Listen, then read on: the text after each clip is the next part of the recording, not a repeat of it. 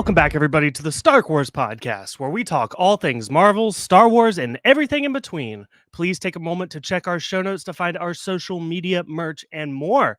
Today, we are recapping the season 2 premiere of Loki, Ouroboros, in full spoiler details. So if you haven't seen the episode, I would get out of here.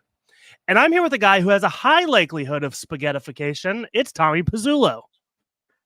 Michael, I'm so excited to podcast with you, but I do have to say we have a tight schedule because I did hear rumors that if you podcast more than 2 hours, your skin starts to fry off, and I like my skin as it is. I would like to keep it that way, Michael. So yeah, we'll rush through this one. Tommy, I've got a bit of a cold open for you.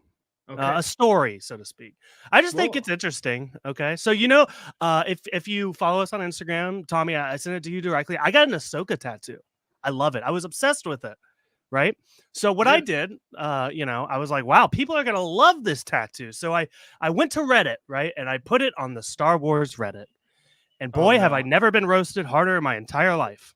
Reddit, anything. You think it's gonna be safe, Michael, but it's not. They roasted every minute detail of the tattoo. They also accused me of such crimes as pedophilia. I've never gotten that sort of backlash before. And I just thought, we're on the internet right now. And I figured, warn people about not only the toxic fandom that is Star Wars, but Reddit. Yeah. So. I mean, Reddit survivor, stay away from most Reddits. It's a little, people love to give opinions is what we should learn about the internet, just like why we're on the internet, to give opinions. But I hope that I will never be mean and attack people's tattoos. Okay, yeah. And then, it's kind of a low blow because it's like, it's on you forever. It's like, you already have it. Yeah. It'd be one thing if you were like, hey, here's the design. What do you think? Give me suggestions. It's already done. Yeah, now it's like making fun of like physical features of somebody. Like it'd be like someone having a baby and then being like, you know what, you should probably redo that. There's a lot of mistakes in that baby's face. Like, all right, we'll get to it now. We've left our guests on standby for long enough. It is our good friend Zach from the Nerd Nose podcast. Zach, have you ever been roasted on Reddit? I have not. I use it rarely. Like you said, it is a toxic fan base, so I'll go to it if I need some like movie opinions or even like some suggestion for like prop molding or displays, but that's pretty much it. Yeah. Okay. Well, Zach, I'm super excited to have you here today. How's everything going in your world? It's going good. Life's been busy, doing pretty good. Podcast still going pretty strong. Excited to be here. So thank you guys for having me. Yeah, absolutely. Kind of ships passing in the night a little bit. We finally got you on here. But I'm going to let you start us off here. You get the first word. Loki season 2 premiere. What did you think? Sure. I'm excited to talk the MCU again. I mean, but it feels like it's only been a couple months since Secret Invasion just ended in July. So, but the second show of the year, I would say, for the MCU. So happy to be back. Happy to talk some more. But I thought the episode was pretty strong. I really enjoyed it. I didn't think anything was bad about it. I mean, kind of looking back at season 1, it definitely was not as that big of a high as it was for when it first premiered the series, but I enjoyed quite a bit of it. But yeah, I liked it so far. I don't know. What do you guys think? Yeah, listen, I kind of came into this, saw some negative reviews, Tommy. We kind of hinted about that. There not a lot of positivity around the first couple episodes of the show. I gotta say though, I think I like this premiere more than season 1's premiere. I thought it was exciting. I was excited to be back with these characters that I enjoy so much. Yeah, Tommy, what say you? Yeah, I don't understand, and this is where I keep waiting for the shoe to drop. I don't understand the critics. I thought this was great, especially looking at some of the stuff we've gotten from the MCU recently. This was fantastic. I forgot Loki. I think WandaVision, Loki, bringing us back to that time, such a different time, so hopeful we were. And I think in the period, I'm like, maybe Loki wasn't as good as I thought. And I remember how they left it, and I was like, oh, this is a big swing. I don't know how they're going to corral this and make this feel like Loki again. I have very little complaints. I enjoyed the time there. I enjoyed getting the characters back, having humor. I forgot how funny Loki is, and humor that's not just one-liners. not everyone trying to be Tony Stark. That like it was humor, situational humor, and it was dad humor and stuff like that. That just makes the show so unique, so much just Loki. Do I still have problems that like we basically forget that he's a god and that he's just basically they just want to use Tom Hiddleston for another type of character, and they're like, all right, we're just gonna bring Loki. Just don't focus on his past. Really, this is all you need to know now. I'm on board. I'm time skipping away. Yeah, listen, and I gotta, speaking of the comedy of it all, I gotta give it up to Owen Wilson. I mean, obviously, we rocked it in the first season, but he came back so strong here, and it's like I think we take for granted that we have a comedy legend on this show. Owen Wilson, like even when he's saying something serious, it's hilarious. One of my favorite quotes was, "I don't even remember having my mind wiped," and like stuff like that. That's just like he's so dry and so funny that like. Oh, I was so happy. I'm going to be gushing over Owen Wilson this whole season, I'm sure. The jet ski, like, yeah, like I want to know how much is improvised and what's not, because like so many of his little quips are the funniest parts in the show. Like him and Loki going back and forth, him writing skin question mark on the thing, and then having it actually be a story point. We'll get into it all, but it's like there is just so much humor throughout this entire show, and Owen Wilson is the king, doing great stuff over in the MCU right now. Oh, they do a really good job, I think, just changing up the humor. We're going to get the Marvels next month, and I feel like we all know what type of humor that movie is going to be like. So I like you mentioned, Tommy, it's situational humor. It's even physical humor as well. It's just a little bit it's a lot more refreshing than what it was like Secret Invasion, and even a little bit of the Guardians. Yeah. And Tommy, I feel like for the first time in a while, and actually you mentioned it, I believe this is the first time we're talking about a set, not only just like the second season, but like another season of the same show on this podcast, right? We've never seen a continuation. We had Mando season 3, but we never talked Mando season 2. So this is the first time revisiting a show, which is something I'm really excited for. Yeah, I guess I want to ask about like if there's any optimism or pessimism rather coming out of this, where technically the reviews were, I think like they got the screeners for like the first 3 episodes. So I'm still a little nervous that there is a shoe to drop in the next couple episodes. Do you feel that at all? Impending doom, Tommy? Yes, but I think what I'm trying to keep, at least hope this is the case. I wonder if it's a little lore heavy. It's a lot of talking at you. It's a lot of giving information, and that's their issue. And that's why critics weren't loving it, which I don't mind. Like this episode, was there a lot of action? Was there a lot that really did happen? No, but I feel like it put a bow on a couple of things that I was still confused about in season 1. It pushed us forward narratively for season 2, and also I think foreshadowed some things. I'm really interested. All this time skipping in this episode, I think there's going to be multiple things we come back to that this episode is going to show us. So, do I think the shoe is going to drop in like the back dark of my head? Yeah, probably. But like, if all these critics are saying this, but like I'm hoping it's just not their kind of show. That's what I'm hoping. And here's the thing, for what it's worth, I like Secret Invasion more than most people. I think the critics were really tough on that show. I had a good time with it. I don't think it's perfect. A little too tough on that show. I mean, I see the flaws, but I thought there were some great actors in that show, and I feel like we're kind of set up here as well, where we kind of got an all-star lineup. Zach, I want to throw it to you about this real quick, because at the end of season 1, I guess I had assumed that Loki had jumped into a different universe. And in hindsight, I probably should have seen it coming that he's actually in the past. Was this something that you anticipated, and how do you feel like they handled that? Not at all. I think literally everyone thought he was just in an entirely different universe, especially after seeing that giant cliffhanger with this King statue, big reveal, etc. But the one thing I did kind of just realize, kind of looking back, not a lot has happened since the end of season 1 to the beginning of season 2. We had this giant drastic event of releasing all the timelines, and looking back at it, here we are, 2 years later. Has the MCU changed at all? Not really. So it's kind of interesting to look at it from that standpoint. But like you said, I think having it at a different time, I think that makes more sense, because I feel like having so many different type of universes can start to get really messy, and I think could potentially hurt the story overall. But I do appreciate that we are kind of like in a timeline sort of thing, and that the TVA is entirely separate from this whole parallel type universes. Yeah, that's well said because that's the other thing. It also calls into question the fact that is there still some truth to the TVA? Because if there was like a second TVA, that would kind of nullify the fact that it is like this special out of time place. So there was some skepticism from a lot of the members in the war room, and I'm sitting here thinking that there's still some skepticism of what the TVA really is. Tommy, what do you think about that?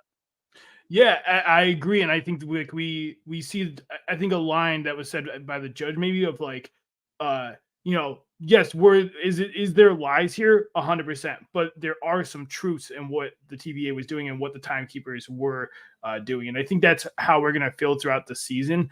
I think keep yourself as separate as long as you can. The MCU is a mess right now. You're being able to just focus on what you want to focus on. Like my biggest qualms I feel like with Secret Invasion and a couple other shows, they did too much. They're trying to do everything. They're throwing all their episodes. They're not giving enough time. And that's why with this episode, we really did explore what they wanted to explore in this episode and take the time and elaborate on things instead of like jumping to Sylvie. And we have to do like, instead of jumping to all these different characters, we focused in on Loki. And I think if they keep doing that, I think this is going to be a slam dunk, a home run, baseball terms. Yeah, exactly.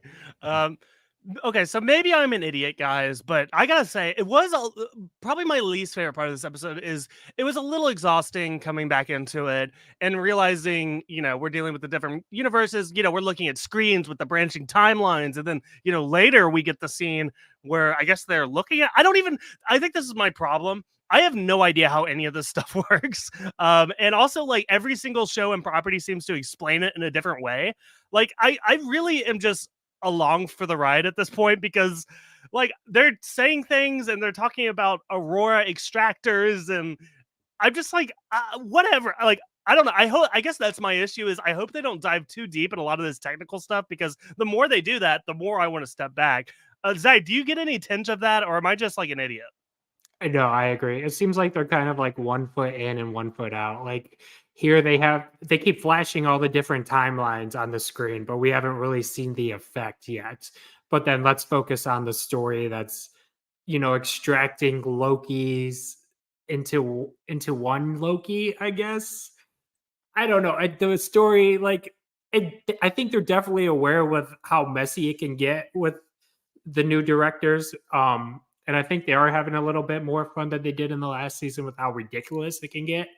But the MacGuffin that they have, the extractor, and of course they have 5 minutes to do everything, and then something happens at the last second that saves him. So I don't know. It's we're like you said, we're just going along for the ride right now. Yeah. So Zach, you mentioned it, but we start this episode right where we left off, season one. I think probably my favorite part of like this opening, and it's something that becomes a theme throughout this episode. And one thing I actually think they did really well is as far as explaining the time skipping, is how the things in the past were affecting things in the future. For instance, we get him jumping off the thing into the mail truck, crashing into the place, the TV falls and breaks the floor. He goes into the future, the floor is broken. And we see this throughout the episode. And it actually, I feel like there is some comedy to it where, like, things are no longer relevant until it happens to him in the past. So I don't know. Tommy, how did you feel they tackled a lot of this, like, back and forth and time skipping? Yeah, I think this is a thing that could go so poorly for shows because when you deal with time travel, there's so much logistics to everything. And I feel like they are setting up what their logistics are here as much as the MCU probably should do that as a whole and just have a big old meeting where they sit down and they map out how this all works so that every movie and TV show is on the same page. But I think here it really worked for this show. I think it fits the detective nature that we're already kind of have with Loki. They're using it well to have, like I said, foreshadowing. We see a future Sylvie at a certain point. Like, where's that going to come up? We see all these other things. For me, I think this is, it seems like we're done time skipping, I guess. I kind of wanted to see a little bit more because even though it takes a lot of time and energy to make sure that everything is working out for them, I think it's worth it. I think it did help the pacing in this for me of like, I think without the time skipping, without that nature and that humor coming from that, I think the episode would have felt very like bloated. But having these things to me almost made it less bloated. Do we even know how he started time slipping? Like, he was just pushed in a portal. Like, it makes no sense to me why that was initiated, especially when we see Sylvie at the end of this episode and she's perfectly fine.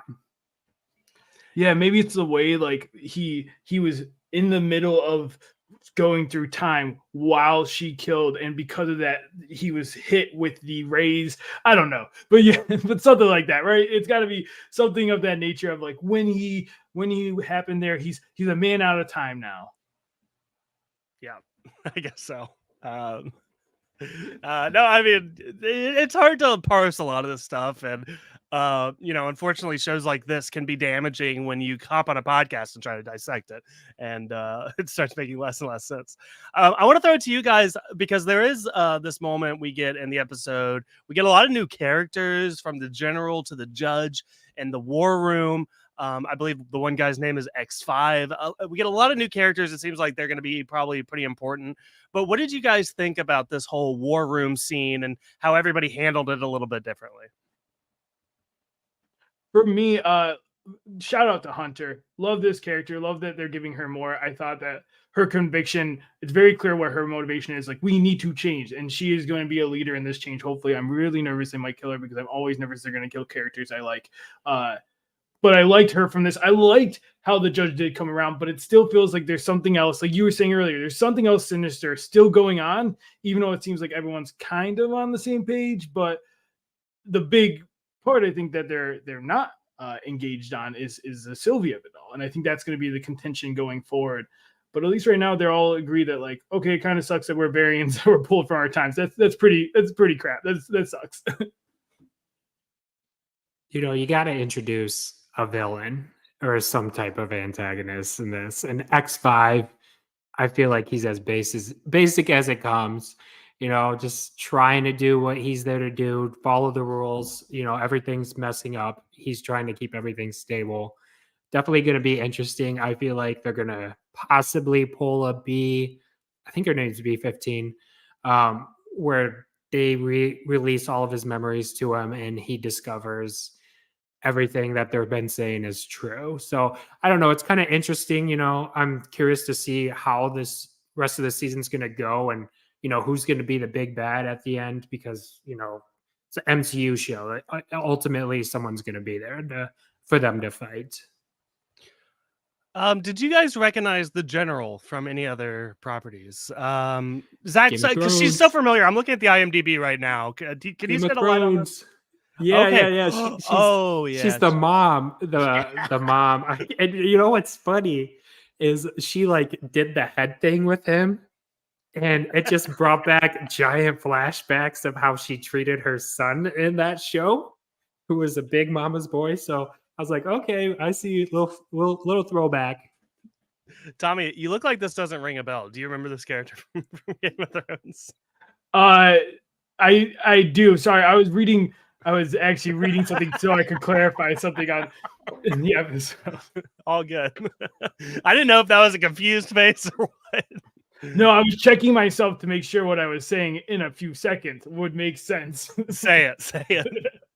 Well, it's more, I agree with this war room. I was trying to figure out if Loki's time skip with the recorder was before or after this. So I was trying to remember. Gotcha. And unfortunately, my notes suck, and I don't know. But let's talk about Loki and the past, because there are some revelations we get here. Obviously, we see later on the reveal of the Kang heads in the future. We also get, the recording you mentioned. It seems like, Tommy, I think we had talked about this back in season 1 about some of the comics and how Ravonna Renslayer is very much tied into Kang. What's that Family Guy joke where like, oh, they said the title of the movie in the thing. This is what he calls her, a Marvel, which I thought that was kind of cute. But yeah, Tommy, what do you think about his time in the past here?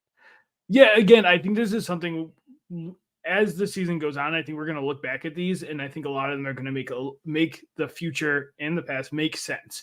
And for me, a big one that I really appreciate, is the recording of Ravonna, because that was a big, I feel like, frustration with us in season 1. Was they kind of made her an antagonist, but then they were kind of like, no, she's good. She doesn't know all this is happening. I'm glad they're kind of retconning it and just being like, no, she wasn't on it from the beginning. She wanted to lead with he who remains. I like that. I think that's what needs to be done. I think I'm hoping to see maybe more of her, or some version. But I'm glad that they put that bow on, because that was a frustration of mine. Otherwise, yeah, I think it's a lot. The time skipping is so much, and it happens so quickly, so often, that again, it's something I feel like I need to watch 3 or 4 times so I can fully pick up on these things in the future, because there's just every little thing that happened ended up mattering later on. I think from my understanding, that's the first time we've heard those 2 characters even interact or even on screen, was King and her. But I'm very curious to know how long ago that was. Was it 100 years? Was it 50 years? Was it 1,000 years, to where the point that King had to stop himself? I'm very curious to see how kind of this timeline fleshes out, that we've got little hints of it. It definitely seems like the flash forward happens like a few days from this event, but definitely curious to see how far back it was. Can we talk about one of the stars of the episode, Ouroboros here? Kihu Kwan is back. It's the renaissance of him these days, from his appearance and Everything Everywhere All at Once, and many other things. So, Tommy, how do you think he did in this episode? What do you think of the character? Yeah, I'm obsessed with the OB. He's fantastic. Obviously, love the actor, and just like, man, the humor here is so good. Like, was such a comical scene. And I'm specifically talking about the one with Loki and Mobius, after they have their fun little scene earlier trying to explain things to each other. But I think it was needed. I'm a little sus. Let me put my glasses up a little bit, because I don't know. It seems very easy to have the sweet, innocent character, and then there's going to be a rug pulled. And the name, very much time related. The name, it means like infinite time, or circle of time, life, rebirth, and death, a full continuation. I feel like that's going to mean something, as Mobius names mean something too, and could be maybe he has more finger of the pulse. I'm looking at you, OB. I think by the end of the episode, I am kind of getting like villain vibes a little bit. Like, he seemed a little insensitive, at least. Like, I don't think he did anything necessarily bad, and he did what he needed to do. But what did he say to Mobius? Like, I warned you, you dummy. Basically, like, I don't know. Like, I don't know. I guess it's just a side. This character has been kind of pit to certain roles, and I just got a tinge of something that was like, this doesn't seem like your normal character here, Q Kwan. So I got my eyes on him for sure. Zach, what do you think? He seemed too involved to not have like a bigger role kind of moving on in the season. I just love the actor. I love this character that he's playing. I mean, 6 months ago he won an Oscar. I think he plays that sweet and innocent character because I just think that's who he is as a person. So I think this is just a beat for beat of how this actor is in real life. And I think he just fits perfectly with the cast. I think his humor matches well with Owen Wilson's, and I'm excited to see where he goes. I do have, like you guys said, I do have some speculation towards the end, because I mean, he was ready to lock them both out. So, but then again, he's like, oh, but I just met these guys for the second time in 400 years. So, it's kind of interesting. I don't know. Yeah.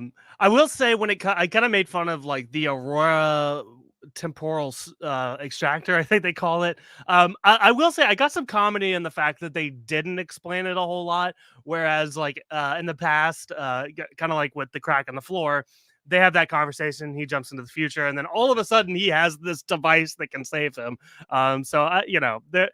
For all like the things that need to be over explained, there are some things that don't need to be explained super well, and actually there could be some comedy in that even. So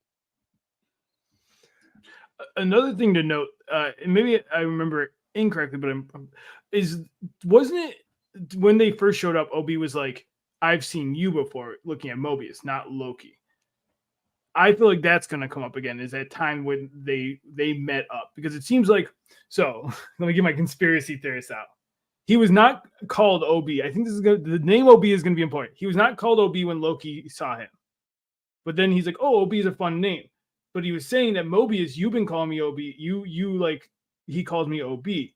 So I feel like there's going to be something there where there's going to be another meeting in between the present and the past that Loki was in. There's going to be a meeting with Mobius that he doesn't remember that happened. It's going to come up. I want to know if Obi knows everything, because he remembers Mobius, but Mobius doesn't remember him. Like clearly, and for how long he's been there, and from the purpose or what's coming off as his position, it seems like he knows everything that has happened with the TV. I mean, he created the handbook, so I think he definitely has more to hide. Now that I think about it, Tommy, I'm sure you're gonna pat yourself on the back for this one, but listen, I have not watched the trailers for this show. I've seen some clips here and there. But the only thing I've seen of this character in the show is what we've gotten in the first episode. So I have, this could be the only episode for this character, and that's something that like I'm completely left. Zach, you might know, or I don't know, but for me right now, I'm like I have no idea if we're ever going to see this character again. He could just be like a fun guest star here, or he could be like the crux of the entire story, and I'm excited to see where that goes. Yeah, this is a show I think I've watched. I've started to see a little bit more commercials because, like, I watched football and stuff. I have seen very little on this show. I didn't even know this actor was cast. I was like mouth agape when I saw him on my screen. I was so excited. I had no idea. I know nothing. So it's been a very exciting time for me over here. But I don't know, Michael. I'm just saying my hand is getting closer to that button. Mobius better get inside because I'm ready to lock Obi out. Oh no! It's like I'm trailer free for the first time in a long time. Taking tips from Tommy. After that Secret Invasion garbage, the big death scene, I don't think I need to focus so much on the trailers anymore, especially with everything that's happened in the past. Doctor Strange was the big one. Once I found out how much you guys got spoiled on, that was one that I'm like, that confirmed it for me. Never again. Yeah. Tommy, I'm basically with you. I think there's some things that, like, if a Star Wars movie dropped, it would be really hard for me not to watch the trailer for that. But for the most part, I'm with you here.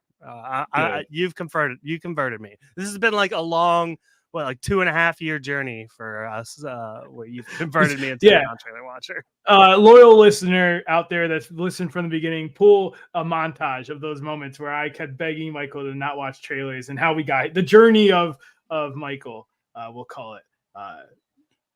This is past Tommy talking to future listener through the time skip. So, Tommy, I know that you mentioned some Easter eggs in this episode, and I know you're way better at tracking some of this stuff down. So I wanted to have an Easter egg corner. I know of one Easter egg, but people keep saying there's so many Easter eggs. Let's dive into some Easter eggs here. Either of you, anything stand out or alarming to you? I got one small one. It is the city that Sylvie goes to during the end credit scene is also the same. I don't know if it's the same city or same. It's definitely the same state that New Asgard is in the comics. Yeah, Broxton. In the MCU, they end up in I believe Norway, right? And that's where they decide to make their home. In the comics, it is actually Broxton, Oklahoma, and so this is where they have now done it. I like the little nod. I think that was a fun little homage to it, and could actually mean something. Could be more than just a reference of why she's in Broxton and the fact that she is a Loki and Asgard. There could be some stuff there. First time we see a branch timeline as well. That's how the location was identified. Yeah. So we got that. We have early on we didn't even touch on him. We did get to see beloved season 1 random guy in the background, Casey.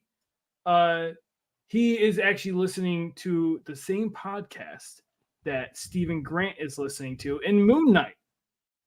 So there is some connection there. It was Star Wars, right? They were listening. Yeah, it was the Star Wars Loki season 1, episode 1. Yeah, that would be wild. It's a matter of time before we make our debut in the MCU. I might have a reason behind that Easter egg. I guess these new head directors, they are known, or I think their previous work is on Moon Knight, specifically episode 4. I know Kate Herron was kind of the head director for season 1. These guys are for season 2, which kind of interesting. Yeah, that's that was my question. Is like, what does that? I feel like if anything, it's a cute little Easter egg. I don't think it actually means anything, but I don't know. Tommy's a TVA watching Moon Knight. Maybe. You know, he could have some he has godlike powers. There's very easy that there's some variant Moon Knights out in the world. Yeah, go. Well, I'll bring one up. The only one that I saw, I actually didn't notice this, but I saw it, and I was actually told. But one of the doors at the end there opens up, and very reminiscent of the X-Men doors going into the Cerebro room. It's got the big X on it, opens the exact same way. What does this mean to you guys? Do you think we're getting any X-Men tie-ins here? Or is it just cute, kind of like the podcast? We need the theme. Yeah. Give us the theme like Miss Marvel or Captain. Yeah. Oh, I love that. And then I'll call it. I think it's just being cute, but they need to stop at a certain point. Like, stop referencing that. Give us X-Men, you cowards. But maybe I just don't see them revealing X-Men in Loki season 2. Like, they have so many bigger opportunities, and you're gonna introduce something many people have been clamoring for in Loki season 2 on Disney Plus, streaming now on Friday nights. Tommy, I'm going to push back a little bit. I think this might be the place to do it. I mean, if the MCU has been focusing so much on these Disney Plus shows, what a better way to do it than the first show to ever get a second season? I feel like they feel like the audience loves the show. Obviously, people love season 1. I feel like this, yes, it might be better to see something like that in a movie, but I think it wouldn't make sense for there to be some big reveal in their second season of a TV show. Do you guys think it would be real and like canon, or do you think it would be another like Doctor Strange, where it's a very cute reference that never is actually going to be applicable to the world? That one, the latter. Fair, I agree with They need a Luke Skywalker ending for Mando. I think a lot of people love Mando season 2 because of Luke coming in at the end. Give us something crazy. Give us Deadpool, coming in for a split second. I think for sure the filming, they could have done it if they wanted to. And I know there's a lot of rumors right now with the TVA possibly being involved with Deadpool 3. So something crazy like that would be nuts. Give me the Wolverine hallway scene, right? I think it show him up in the finale, just like Luke messing up all the whatever those super droids were, but just get Wolverine coming in, claws agape, just taking people out. I think I'm rooting for that ending. This is mine. We actually use the Illuminati. At the end, they drop the hammer that the Illuminati has been behind the TVA this entire time. Forget Kang. The Illuminati is conspiring, puppeteering everything. An evil Illuminati. That's my call. I like it. Tommy, what else? Any other Easter eggs? Yeah, I got a quick 2. End credits. Some really fun stuff happening in the end credits. I think there's a lot of themes and motifs that it's like the credits are pushing in this, and I love when you use that time as a Tommy. Can I cut you off real quick? Yeah, I'm a horrible podcaster. I did not see the post-credit scene for this. So I don't know if we want to set it up now but yeah, I have no. I think what happened is Sylvie went to McDonald's. But yeah, that's all I got. She wants to try everything, Michael. Yeah, the post credits, but even before that, the credits has like tons of items, things that it's looking at. There's a point where people are playing with miniatures of basically Mobius going up to the thing. Who's to know if it's just fun? Who's to know if it's trying to push a narrative? But two things that I noticed that stuck out to me was when Owen Wilson's name came up, there was a Doctor Strange, I believe the disc, the thing they use to do the portals. I don't know if that means anything. I don't know if that's trying to say maybe he gains magic. I don't know, but it's there. And it's interesting. I came up on his name. And then the other thing I've seen on the internet. So when Kuang's name comes up, Zartan Contingent is on this like book thing. And this is from the internet. I've dived deep into this. There's a theory. There is a specific Zartan. There's a G.I. Joe character who is a master of disguise. And so the theory is he a master of disguise? So this ties into G.I. Joe. So wasn't it what movie was it? Transformers that's now in the G.I. Joe universe? Are we like all converging franchises at this point? It's all connected. It's all one circle. Yeah.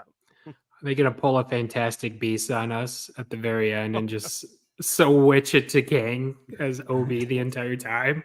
Oh, maybe. So okay, that's a good point, Zach, because I actually would like to propose a theory here. And you know, I'm not going to put money on it, but I think it would make sense. And if I were in their shoes, it's something I would consider. Obviously, we have the issues and ongoing situations with Jonathan Majors. A lot of the future of the MCU seems to hang in the balance on some of that stuff. Here's my pitch. Okay, Jonathan Majors, Kang himself, out. He's done. We're not going to see him after this. Instead, what happens is Loki assumes the role that Kang was going to fill. He becomes the ruler of the multiverse at the end of this, and he is our next big bad. Now, I realize that we're kind of taking the step to kind of rehabilitate what Loki was and try to make him a good guy, but I think a lot of what Loki is the fact that he's just trying to survive at this point. I don't think we've seen Loki when he's presented with power again, and if he has the opportunity to gain power, I still think at his core, Loki's going to take it. Am I crazy for thinking that, you know, maybe even like a reshoot post-credit scene? I don't know. Is there something here that could this actually be the end of Kang? Could it be a variant Loki that takes over? Possibly. That makes sense. Yeah. But didn't we kind of play with that with Sylvie? Like, I always thought she was going to take over, right? So it doesn't seem like she did. Would it be like playing the trope again if we come back to like another like ending where it's like, oh, another Loki took over?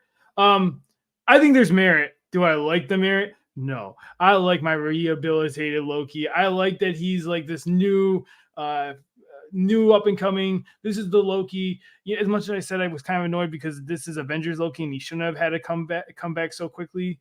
I do like this version. I like this very friendly, like wanting to help out the world. Is it Loki? No, but I've already given up on the minute the show became what it is. I gave up on Loki ever being Loki and being the god of mischief. So it could happen. It would be a lot of backtracking, I feel like, to make it happen. Do you guys have any theories on who pruned Loki?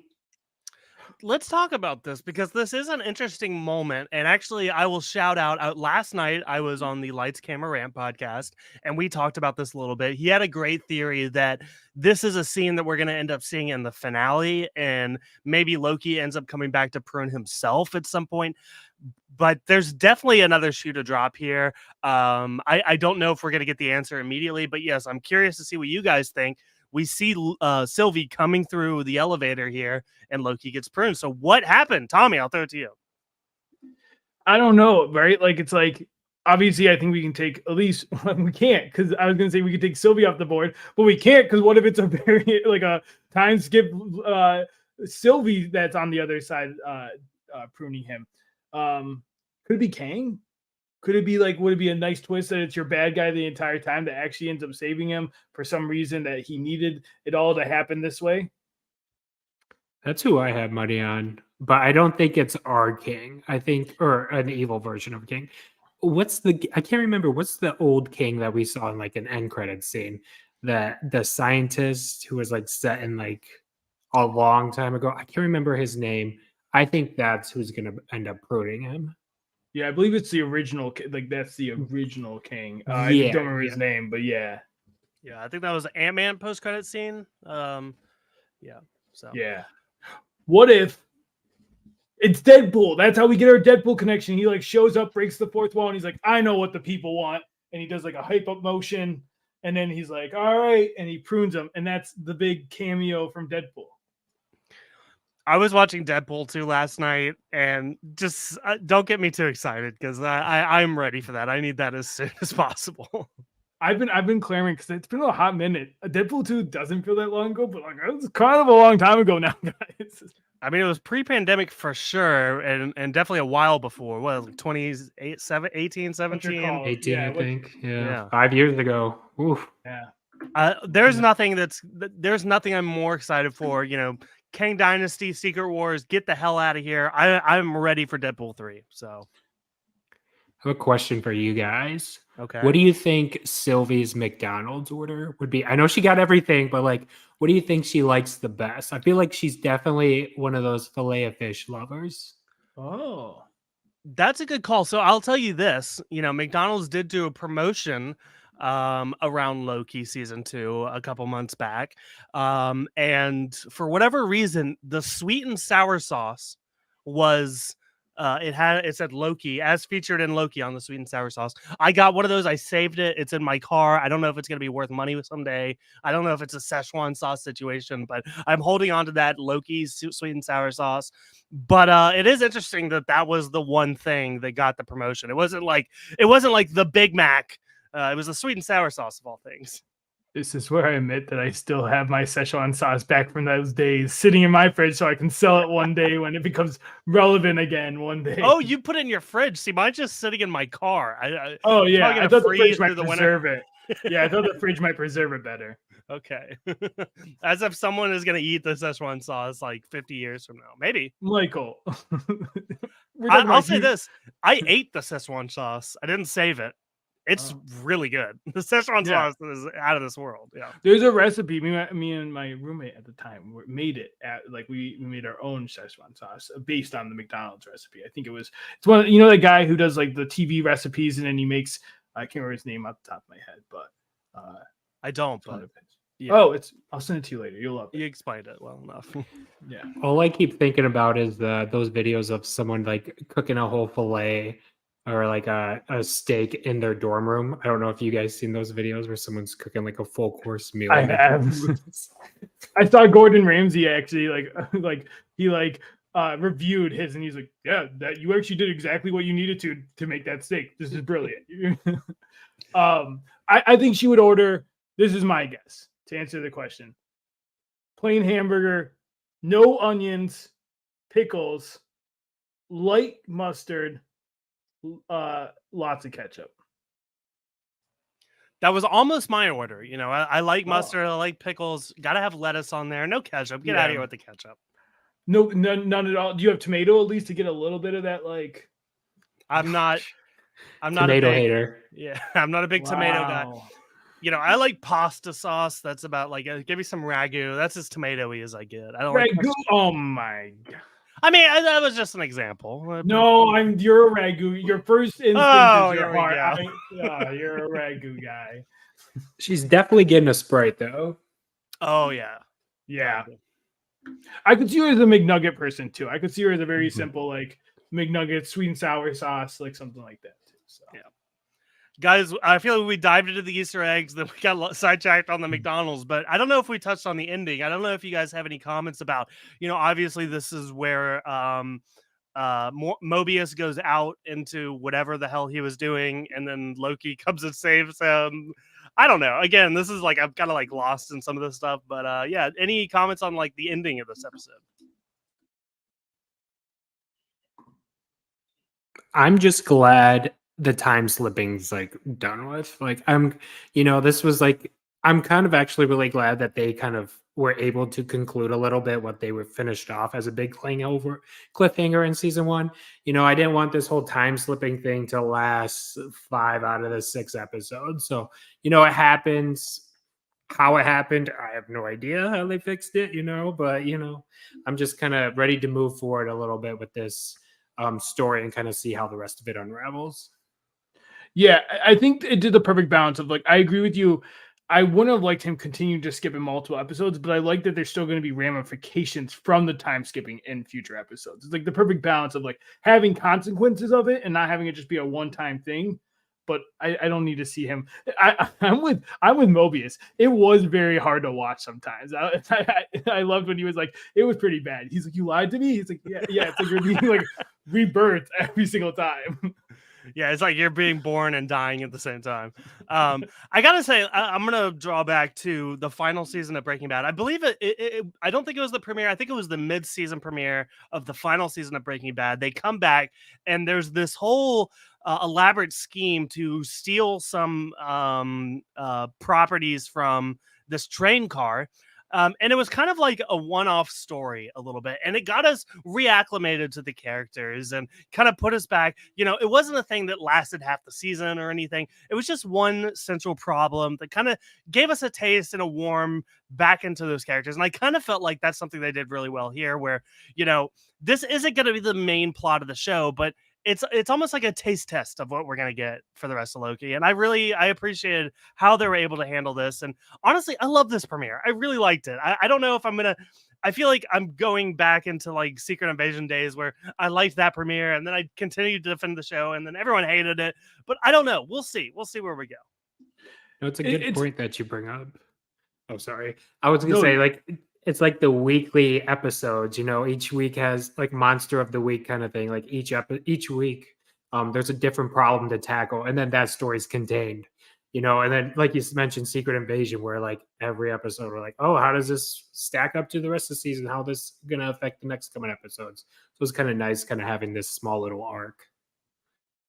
Yeah, and for me, and it sounds like with a lot of us, I'm gonna let a lot of story stuff go if they keep this banter between Owen Wilson and Tom Hiddleston. Like that's the bread and butter of this show. That's what I want to see. I want to see them bantering about the way that he time skips and how gross it looks. I want to see these bantering moments. The story to me is just a plate to serve up the main course, which is just the humor, which is probably not a great thing, but I'm loving it so far. Do we think this is the best buddy cop combo out of the entire MCU? Let's think about the other examples. I mean, maybe Captain America and Falcon, or Falcon and Bucky.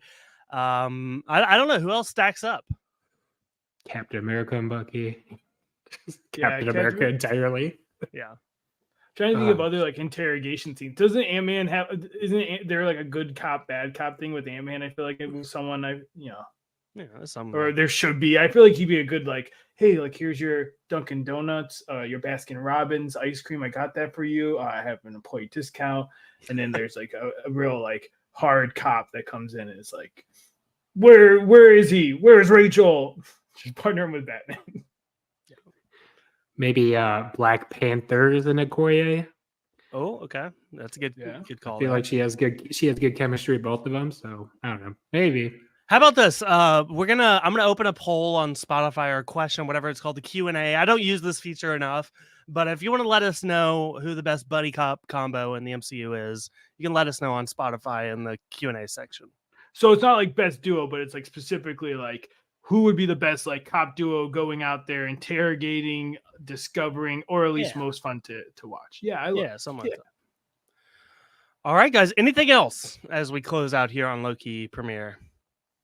Oh, maybe like Cosmo the dog and Kraglin. That would be a fun duo cops going out there. I tried so hard to get away from it, and you brought us back with a great. It's great.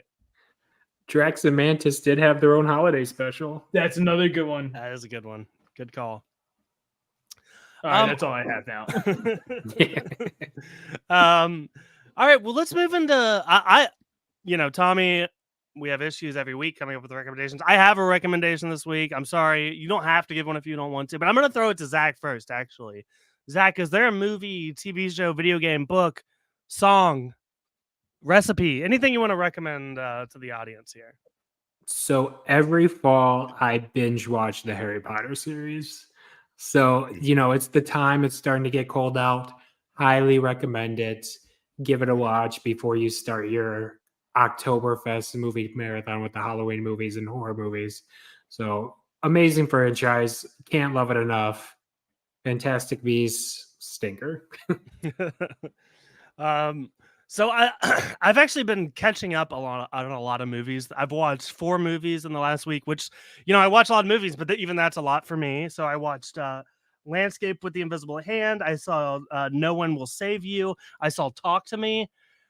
But there's one that shines far and above the rest, and I've already talked to Zach about it. It's The Creator. Guys, if you have not seen this movie, if you're a fan of like deep, hardcore sci-fi, if you're a fan of Avatar, it's similar to Avatar. If you're a fan of Star Wars, it's almost like an original Star Wars. The Creator is it's a low budget that appears high budget, like high concept sci-fi movie that is just so good. And there are moments in this movie that I'm going to hold with me for a very long time. If you haven't seen The Creator, go out and see it for sure. Saw it for a second time yesterday. Go see it ASAP. Yeah. Tommy, do you have any interest there?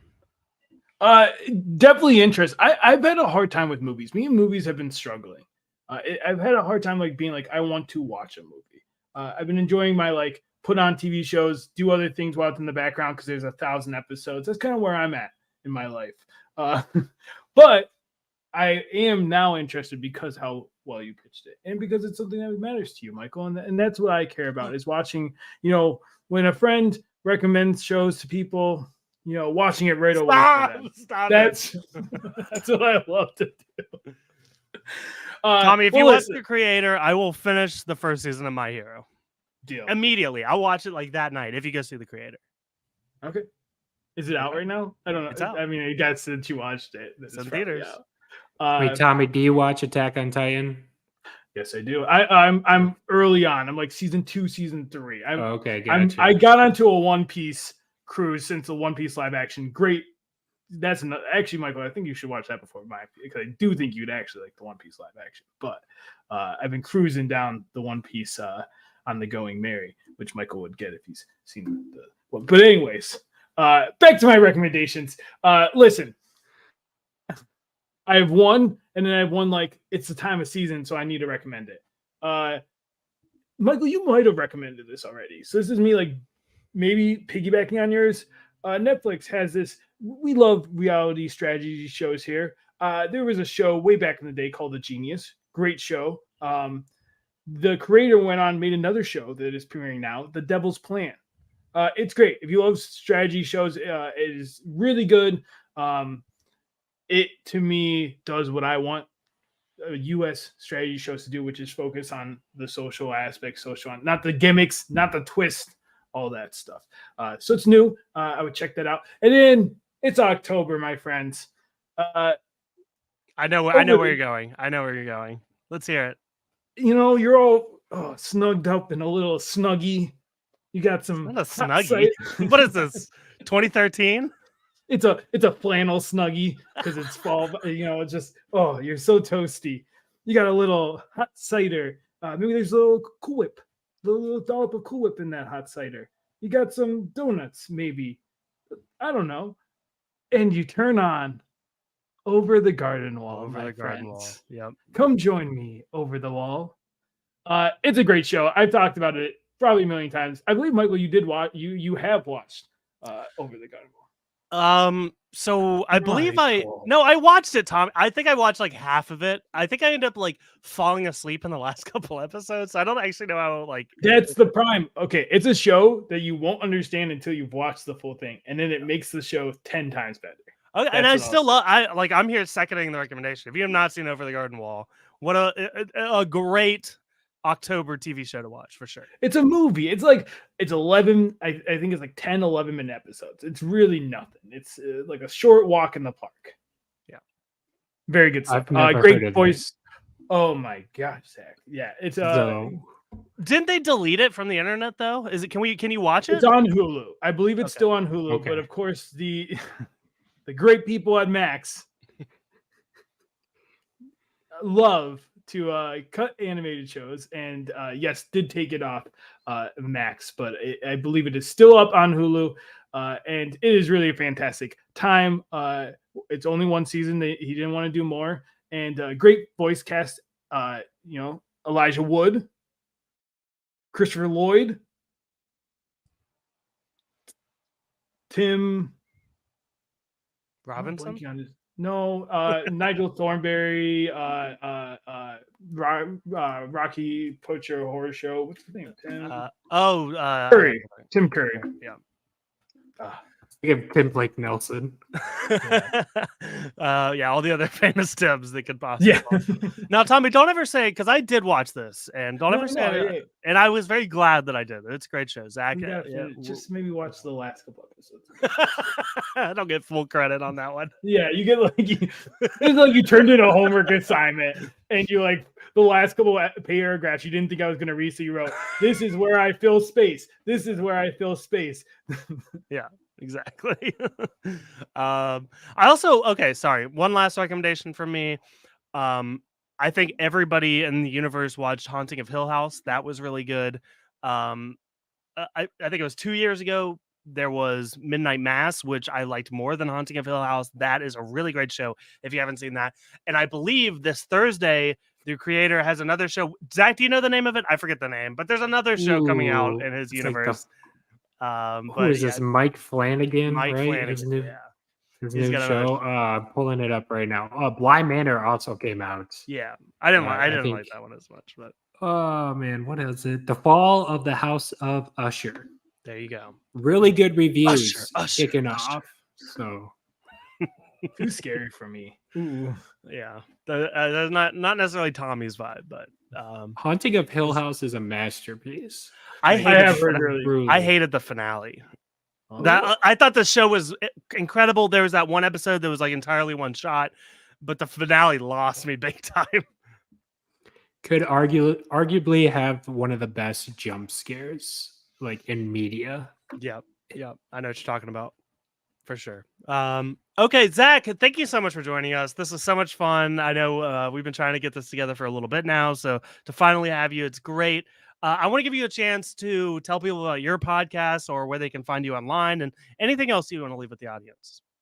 Sure. Thank you guys for having me. As always, been a blast. You can go listen to our podcast, the Nerd Dose Podcast, on Spotify. Follow us on Instagram, maybe TikTok. I don't know.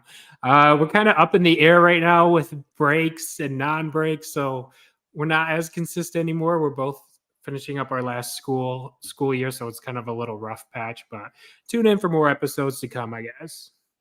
Awesome. Again, thank you so much for doing this. Tommy, anything else we're leaving the audience with here? We'll be back next week with more. Yeah, we'll be back. We got some Loki going on. That's all we got. Right? We got that. I believe a podcast we were on came out recently. Tell me, because I don't know. Oh, I don't think is it out yet?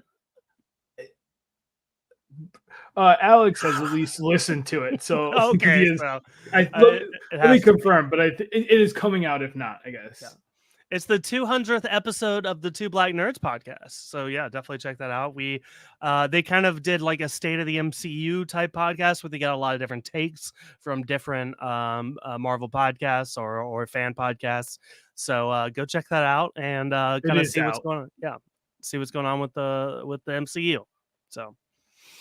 Alrighty, guys, I will close us out here. I like to remind everybody to rate and review us on iTunes and Spotify, preferably 5 stars. Also, please subscribe because we're going to be here every single week with Loki coverage.